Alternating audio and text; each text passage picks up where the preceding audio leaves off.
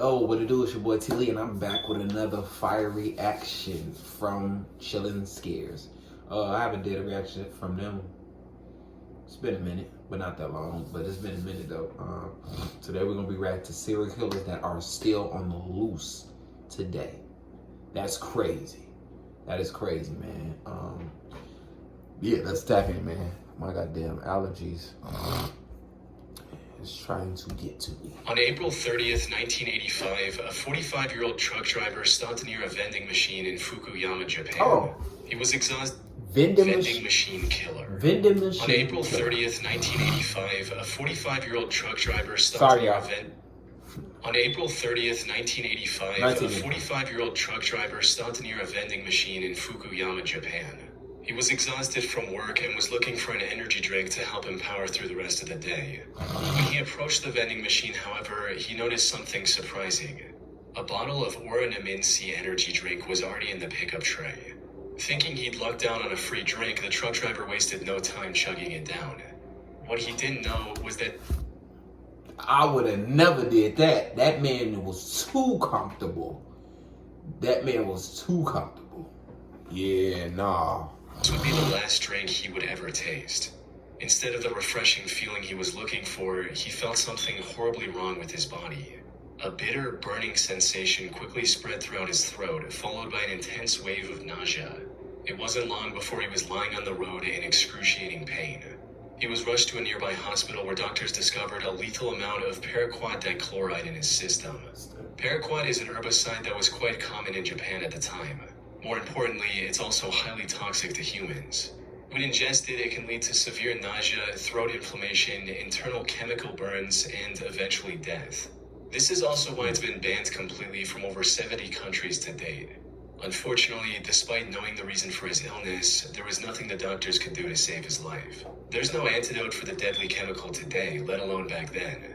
So, after hanging on to his life for a month, the truck driver passed away on the 30th of May, 1985. Damn. At first, investigators assumed that given the nature of his work, he might have accidentally encountered the toxic substance while on duty.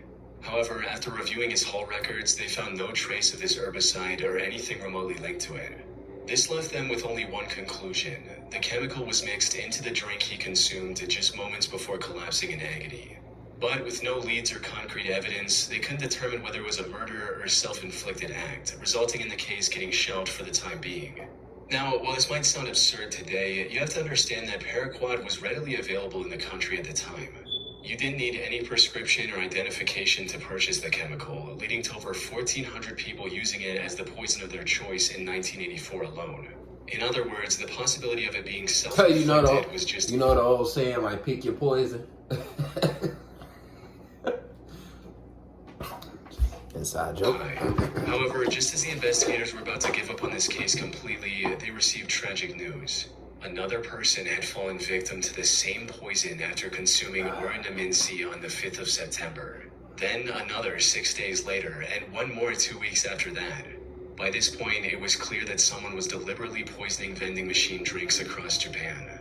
This was the work of a deranged serial killer. Unfortunately, this supposed killer was also extremely thorough. He didn't leave any fingerprint or DNA evidence on the drinks he tampered with, and only targeted vending machines with no CCTV cameras nearby. As for why his victims willingly drank the unknowing... No CCTV cameras nearby. As for why his victims willingly drank the unknowingly poisoned drinks he left behind, that had to do with the buy one get one free promotion Oranaminsi was running around the time to entice younger consumers. However, since some people only wanted the one drink, they often left the second free drink near the vending machine as a gift for the next person. This was common enough that people didn't find the laced drinks suspicious and drank them without a second thought.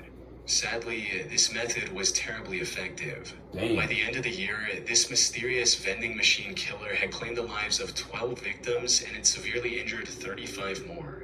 But as I mentioned earlier, this killer was a master of hiding his tracks. He operated all across western and central Japan, as well as Tokyo, making it near impossible for investigators to pinpoint his location. The lack of evidence also made it difficult to figure out his motive. Some speculated that he was doing all this to extort money from Otsuka Pharmaceutical, the company that made Oranaminsi. This is because in 1984, a group called the Mystery Men with 21 Faces threatened to poison food products unless the companies paid them money. So some believed that the vending machine killer was a copycat and wanted something similar. However, this theory didn't last very long because Otsuka Pharmaceutical didn't receive any demands or extortion letters from the perpetrator. Additionally, the killer also began using other drinks, like the drink Real Gold and even Coca-Cola. Hiroaki Iwao, a Tokyo professor of criminal sociology. You know what? People like this are deranged. People like this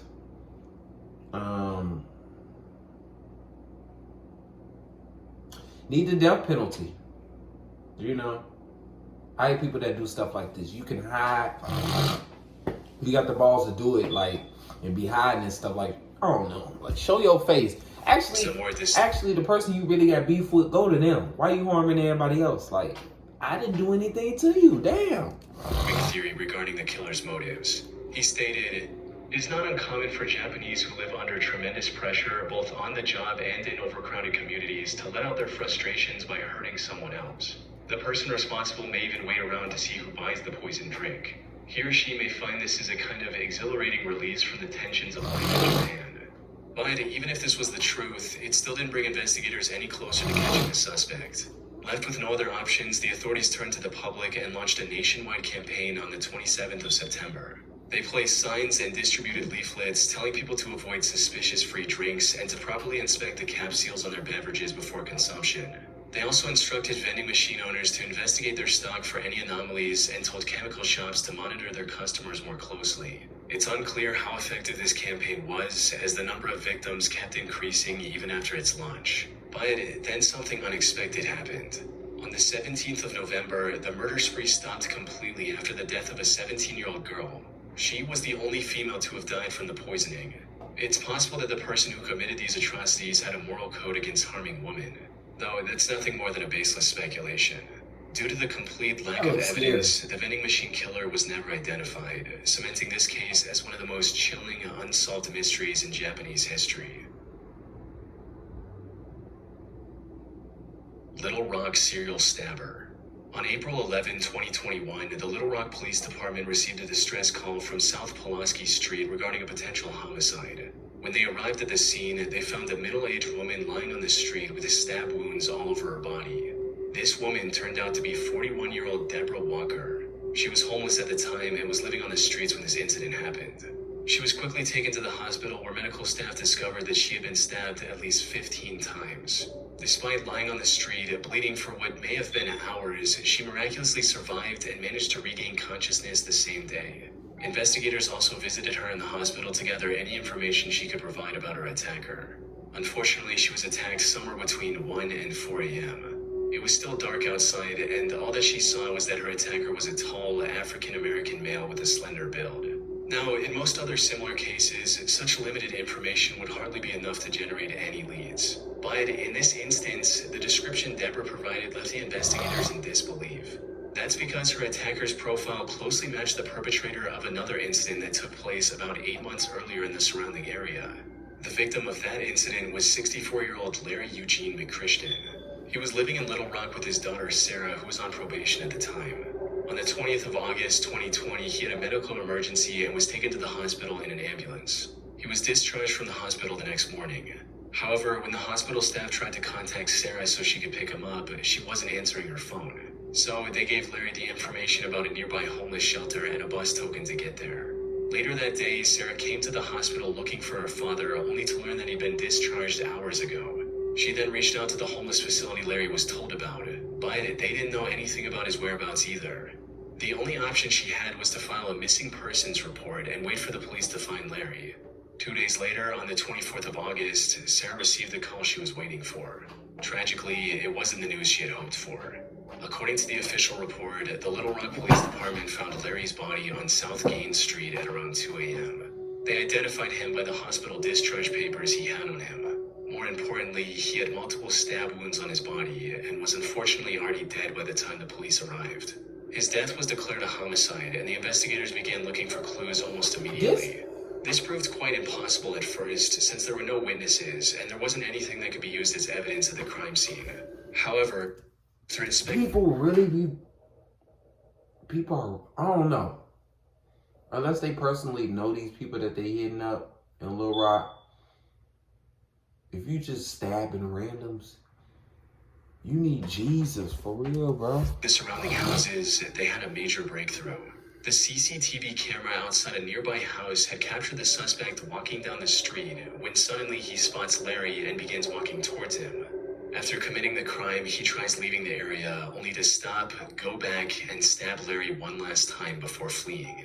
As mentioned earlier, this man matched the profile Deborah gave to the police, leading investigators to believe she was attacked by the same person.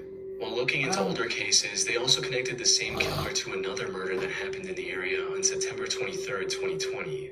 The victim of this incident was 62-year-old Jeff Welch, another homeless man who was living in an abandoned home.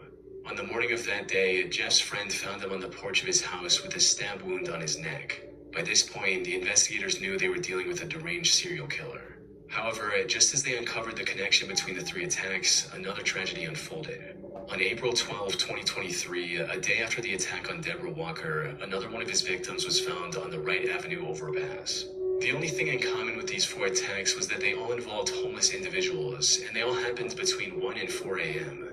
There seemed to be no clear pattern on how the perpetrator selected his targets. This left the Little Rock community terrified to leave their homes, fearing they might become the next victim of the serial killer. I understand, man.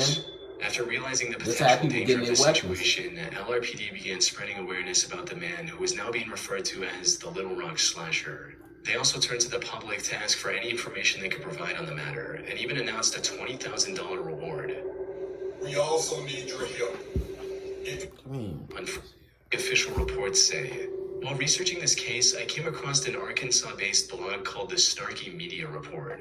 The authors of this blog did their own investigation into the slasher case, and what they found was shocking to say the least. Put simply, they claim to have found the true identity of the killer after talking to multiple locals and Deborah, who, according to their blog, already knew the identity of her attacker. They also uncovered many details about this supposed killer, including his criminal record, which reveals that he has already served 2 prison terms in Arkansas for felony convictions of domestic violence. Also, his history with drug abuse and how it made him very agitated and violent. The authors of this blog also claim to have contacted the alleged killer's previous landlord, who gave them this image of the perpetrator. Which begs the question, if they know so much about the slasher, including his legal name, why didn't they give this info to the police? That's where the case goes from creepy to bizarre. Yeah. Since, according to them, they've already given everything they had to the relevant authorities. Despite this, the Little Rock police didn't make any progression in catching the serial killer. Snarky Media also published a video of the Little Rock mayor and police chief refusing to answer questions about the case. This seems to hint at something incredibly shady going on behind the scenes. That said, there's no way for me to confirm if the authors of the Snarky Media blog are telling the truth. For all we know, their whole investigation is made up, and this is just some random guy who has nothing to do with the 4 attacks, and it's all a ploy to make the Little Rock Police Department look bad. Most of the information they've gathered seems to check out with what's released publicly by the authorities. The only discrepancy in their investigation is the age of the suspect. Officials believe the slasher to be young, possibly in his 20s, but the authors of this blog state that the person they found was 46 years old. Unfortunately, this is where the leads end. Whether Snarky Media is telling the truth or not remains uncertain. What is certain, however, is that the case remains unsolved to this day. The Little Rock Slasher is likely still out there and can continue his murder spree at any moment.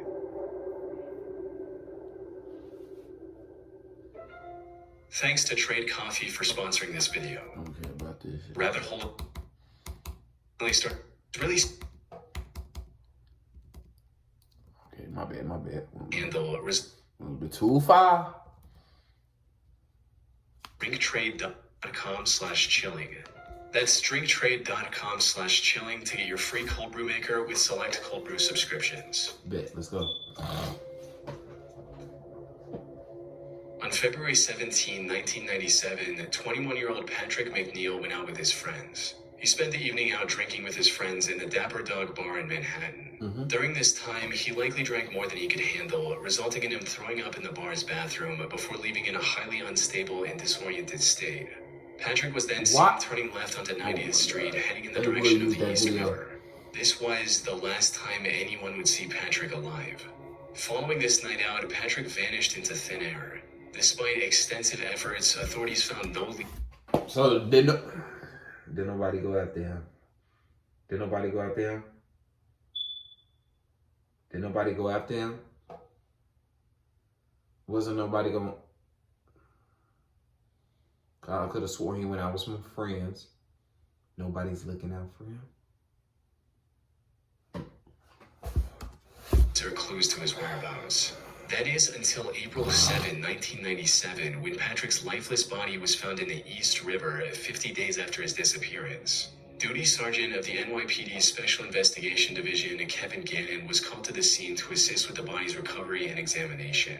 Kevin had been a seasoned detective for years, and by this point there was little that could surprise him. However, the circumstances surrounding Patrick's death disturbed him to his core. The more he looked into it, the more strange the situation became. For instance, Kevin noted that Patrick's body wasn't decomposed enough to have been floating in the river for a week, let alone the past 50 days. He also found burn marks on Patrick's body, hinting at the possibility of him being restrained prior to his death. Kevin knew that something wasn't right. Unfortunately, due to the complete lack of evidence pointing to the contrary, Patrick's death was ruled as an accident. Kevin kept thinking over this feeling for the next year before coming across a case that reinforced his suspicions even further. On February 13, 1998, another body was found in the same stretch of water. This body was later identified as 22-year-old Lawrence R. Andrews, who had gone missing on New Year's Eve after celebrating the event with his friends in Times Square. After getting on the case, it didn't take long for Kevin to notice eerie similarities between the two cases, as both bodies were found within yards of each other. Both of them were also young Caucasian males and were on track to have successful careers. They both disappeared in one of the most crowded cities in the world without any trace as well. Most importantly, Kevin also found similar oddities in both cases, where the bodies were a lot less decomposed than they should have been, and there were burn marks indicating possible restraints before their death. Lawrence's case prompted Kevin to look for other similar cases across the U.S. He enlisted the help of fellow detective Anthony Duarte and a criminal justice professor, Dr. Lee Gilbertson. Together, they began investigating these cases, and soon a chilling pattern began to emerge. In total, they found 45 different instances of young men dying under shockingly similar circumstances as Patrick and Lawrence. Most of them went out for a night of drinking, became more intoxicated than usual, disappeared shortly after, and was were it the later found drinks? dead in some body of water. Almost all of them were also Caucasian and on track to have a high-paying career like engineering after college. Most disturbingly, however, they also found graffiti of smiley faces near the bodies of at least a dozen different victims. This led to the three investigators creating the smiley face murder theory. According to this theory, these 45 and possibly many other deaths from the 1990s to 2010s weren't accidents in the slightest. Instead, they were murders committed by a single deranged person or an organized group of serial killers. This is the only logical explanation they could find to justify the many oddities and similarities in these incidents. That said, while this theory makes complete sense to some people, others aren't convinced one bit. I would. Criminal profiler Pat Brown, for instance, called this theory ludicrous. She believes that the idea of connecting smiley faces, one of the most common graffiti symbols, with murders is just absurd, stating, "It's not an unusual symbol.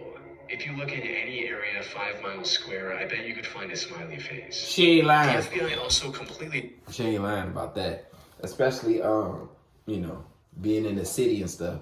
You could definitely, bro, I legit, me living in Chicago, you can find that anywhere legit. Like she said, 5 miles, legit. You can step outside your house and walk 2 blocks and probably look to your left and see a smiley face. Like, not to laugh, but in all the seriousness. FBI has reviewed the information about the victims provided by 2 retired police detectives who have dubbed these incidents the smiley face murders and interviewed an individual who provided information to the detectives. To date, we have not developed any evidence to support links between these tragic deaths or any evidence substantiating the theory that these deaths are the work of a serial killer or killers. The vast majority of these instances appear to be alcohol-related drownings. However, despite these setbacks, the 3 men have stuck with their theory. They're still working on finding evidence to back their observations. That said, if their hunch is correct, it would mean one of the most wicked serial killers in American history is still at large today. I-70 killer. Robin Fuldauer was a 26-year-old Indiana University graduate who was working at an Indianapolis Payless shoe store near I-70 in 1992. The 8th of April was supposed to be her day off. However, just as she was getting ready to relax at home, the employee who was supposed to man the counter called in sick. Left with no other options, her manager called Robin and told her to cover the shift instead. Robin wasn't very happy about this emergency shift change, but she reluctantly agreed, arriving at the store at 10 a.m. and starting her shift as usual. Unfortunately, her day was about to get a whole lot worse. Everything seemed normal until 2 p.m. when the manager called the store for a routine check. To her surprise, Robin wasn't picking up the phone. She kept trying for a few minutes before giving up and calling the Speedway gas station neighboring the shoe store. One of the gas station employees, a friend of Robin's, went to the Payless store to see if she was doing okay. However, what she found inside left her confused. The store was in slight disarray and some of the shoes were missing from the shelves. The cash register was also open and there was no money in it. Most concerning of all, there were no signs of Robin anywhere. Her friend called out Robin's name, hoping she was just in the back and would respond. But when she didn't hear anything from Robin after minutes of standing in the store, she became worried and called the police at around 2:20 p.m. The cops arrived within minutes and began searching the store for clues on Robin's whereabouts. And it wasn't long before they made a devastating discovery. They found Robin lying in the store's back office, covered in blood. It was already too late. During questioning, an employee from the store across the street claimed to have seen a strange man loitering around the shoe store a couple hours earlier. According to this employee, the man sat on the curb for about a half hour, rifling through his bag and staring at the Payless store. They then saw the same man a few minutes later trying to hitch a ride back to Interstate 465, which was about a quarter mile from the store's location. Unfortunately, they were too far away to get a good look at the man's face. Given the money stolen from the register, and without any other leads, investigators found this as nothing more than a robbery gone wrong. However, they couldn't have been more wrong. Because just 3 days later, something similarly tragic happened to 23-year-old Patricia Smith and 32-year-old Patricia Makers. The two were working at a bridal shop in Wichita along I-70. The incident happened a little past their usual closing time as they were waiting for a customer who had a pickup. When they saw a man approaching the store, they assumed that it was the customer. However, this man drew a gun on the two after entering the store, took them to the back, and executed both with shots to the back of their heads. As the killer was leaving the store, he crossed paths with the actual customer the girls were waiting for. Without hesitation, he aimed his gun at the man and ordered him to head to the back of the store. But the customer defied his command and ran, narrowly escaping with his life. He later helped the police draw a sketch of the killer. Unfortunately, the sketch didn't provide much of a breakthrough. By this point, the authorities were certain they were dealing with a serial killer, but despite their efforts, the killer's spree continued. By May 7th, he had taken 3 more victims in small, low-traffic stores along the I-70 highway. By the time investigators managed to compile a few more sketches, the I-70 killer stopped his quest and went into hiding. That is until 1993, when he claimed 3 more victims along I-35 in Texas. He tried to hide his identity by changing his weapon, but the investigators were quick to notice the similarities. One of his victims, Vicky Webb, also managed to miraculously survive after getting shot in the neck. If he were ever caught, Vicky's testimony would have been crucial in bringing him to justice. Though, the I-70 killer was never found, and the case went cold for nearly 3 decades. However, then, in 2021, investigators released CCTV footage of a murder that happened in 2001. The suspect in this footage looks strikingly similar to the I-70 killer's sketches, potentially giving authorities the lead they need to finally catch him. It's likely only a matter of time before he runs out of places to hide and is captured. But for now, he's still out there, evading police and leaving the case unresolved. We can only hope he doesn't take any more victims in the meantime. Y'all some goofies. For real, y'all, boy, with this one. Y'all didn't have a Alright, y'all, be quiet. Alright, y'all, let me know in the comments what y'all think about this last one. I felt like they was able to get a hold of them. Let me know in the comments if I'm tweaking, like, no, John, you tweaking, like, it's not that easy. Let me know. Appreciate y'all for watching. Make sure y'all subscribe, turn on that post notification bell. You already know what it is, you know what I'm saying? I'm on a roll. We on a roll to 100K subscribers. And I'm out.